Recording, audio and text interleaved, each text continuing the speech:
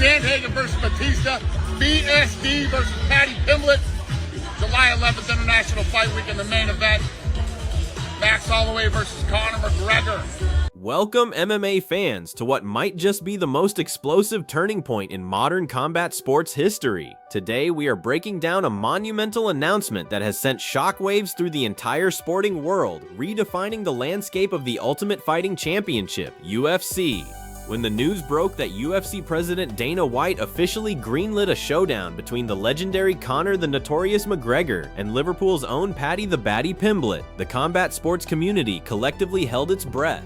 This isn't just another high-profile matchup put together by matchmakers in a boardroom. This is a blood feud born from pure, unadulterated backstage chaos that pushed the promotion's top executive to his absolute limit. The sheer cultural magnitude and financial implications of this fight have the potential to shatter every pay-per-view record in existence, marking a chaotic new era for the UFC. The backstage explosion at UFC 329. To fully understand how we arrived at Dana White's historic declaration, "Let them settle it in the Octagon," we have to look at the absolute anarchy that transpired backstage at UFC 329. What was supposed to be a standard, controlled press conference quickly deteriorated into a scene of utter lawlessness, proving once again that when you put two of the biggest personalities in combat sports in the same zip code, predictability goes out the window.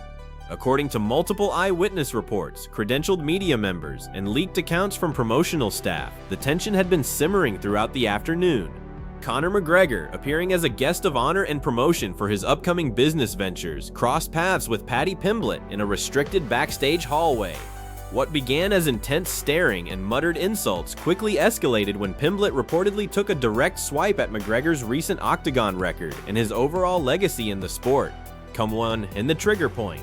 Witnesses claim Pimblett looked McGregor in the eye and made a dismissive comment regarding the former two-division champion's recent string of losses, questioning whether the Notorious still possessed the elite drive that once made him a global icon.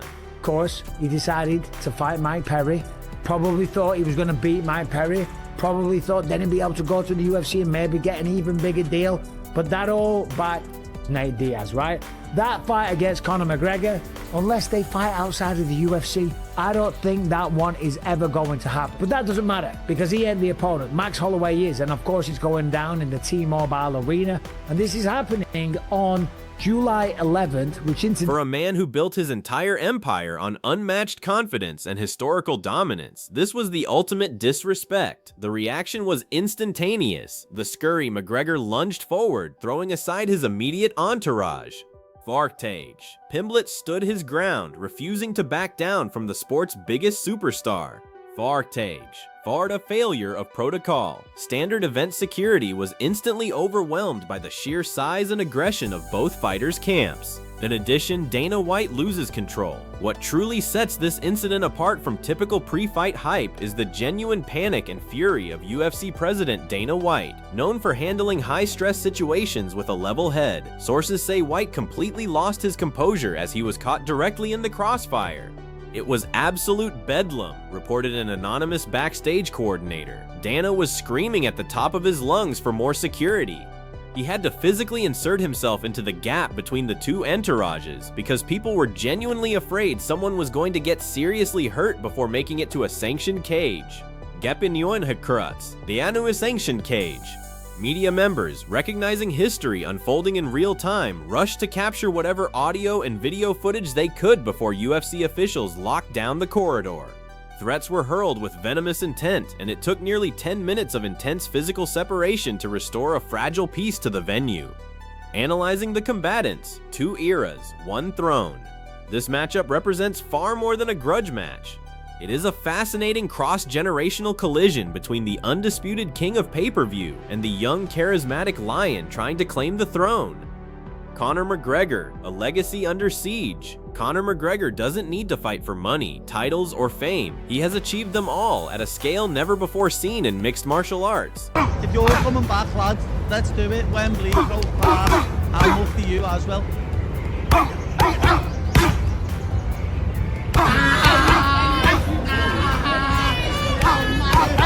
However, what McGregor does need is respect.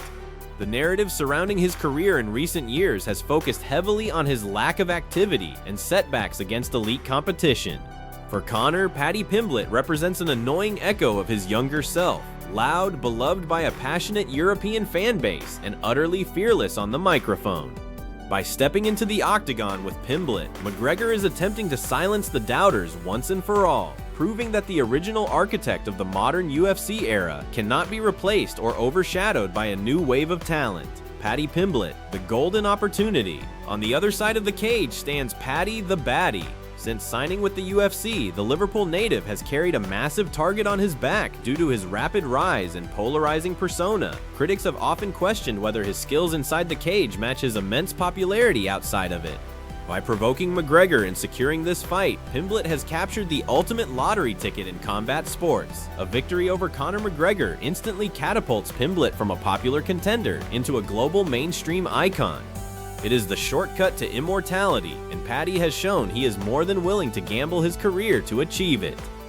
The executive dilemma, disciplinary action versus financial windfall. In the immediate aftermath of the UFC 329 brawl, the MMA community found itself asking serious questions about athlete conduct and promotional ethics. Usually an escalation of this magnitude results in heavy fines, police involvement, or extended suspensions. Young fighter, but really good with good boxing, actually took Conor McGregor to the third round. Conor had to take him down in the third round because guess what? Turns out he blew his ACL. Dana White was faced with a massive executive dilemma. 1. The regulatory route. Issue strict disciplinary suspensions to uphold the professional image of the sport, thereby sidelining two of the company's highest earning assets. 2. The promotional route. Lean heavily into the chaos, bypass the traditional rankings, and give the global audience exactly what they want to see. To the surprise of few who understand the entertainment business, Dana White chose the latter. Emerging from emergency, closed-door meetings with UFC executives and legal counsel, White bypassed the corporate rhetoric and delivered a statement that will live on in promotional promo packages for decades. Let them settle it in the Octagon. You should hang him up. I just fought the most violent motherfucker right there, so maybe I just need to run a little harder next time I get the fucking job done. While purists may argue that rewarding bad behavior undermines the sporting integrity of the UFC rankings, the economic reality is impossible to ignore. In an era where sports entertainment reigns supreme, a McGregor versus Pimblett fight card promises to be an international cultural event that transcends traditional sports broadcasting. Wals in linachas mong, det offersoria bigbigden, dem hoins a mindia oinomond. Both camps have mobilized their extensive social media networks to control the narrative, turning the internet into a secondary battlefield. Cold Audison where hauling. McGregor's camp immediately took to Instagram and X, formerly Twitter, posting training footage alongside cryptic, menacing captions aimed at Pimblett's striking defense. Meanwhile, the next generation... July 11th International Fight Week in the main event. Max Holloway versus Conor. McGregor's past losses and asserting that the torch is officially ready to be passed. Also, the leaked audio rumor, adding fuel to an already raging fire, are widespread reports of leaked backstage audio from the UFC 329 incident. Insiders claim that high-quality audio captured by a directional microphone contains explicit threats that go far beyond standard pre-fight trash talk. BMF belt to Charles Oliveira. Didn't really get beaten up though, just kind of got taken down, had his back taken, defended the whole time. But I'm not going to sit here and rip on Conor McGregor's career, far from it, right? He had a sensational career, and the rise that he had, I don't think we'll ever see it. The way that he took over the sport, and to be fair, the way that he's going to take over Vegas when this fight happens, the Irish are going to come out like crazy. According to those privy to the audio, personal boundaries were crossed, involving deep-seated cultural rivalries and personal matters that explain why Dana White was so visibly shaken and frustrated during the altercation. If and when this audio is released to the general public, it will likely alter how fans view this rivalry entirely. Versus Whitaker on the The prelims. backstage explosion at UFC 329 has fundamentally shifted the trajectory of the sport, turning a chaotic moment of unprofessionalism into the most highly anticipated fight announcement of the decade. Dana White's decision to bypass disciplinary sanctions and declare let them settle it in the Octagon proves that when the stakes are this high, the lure of history always triumphs over corporate protocol. This matchup is no longer just about rankings, titles, or athletic prestige. It is a battle for ultimate cultural supremacy between two generational icons who genuinely cannot stand the sight of one another. Make sure to subscribe and keep your notifications turned on as this monumental story continues to develop, with emergency press conferences being scheduled.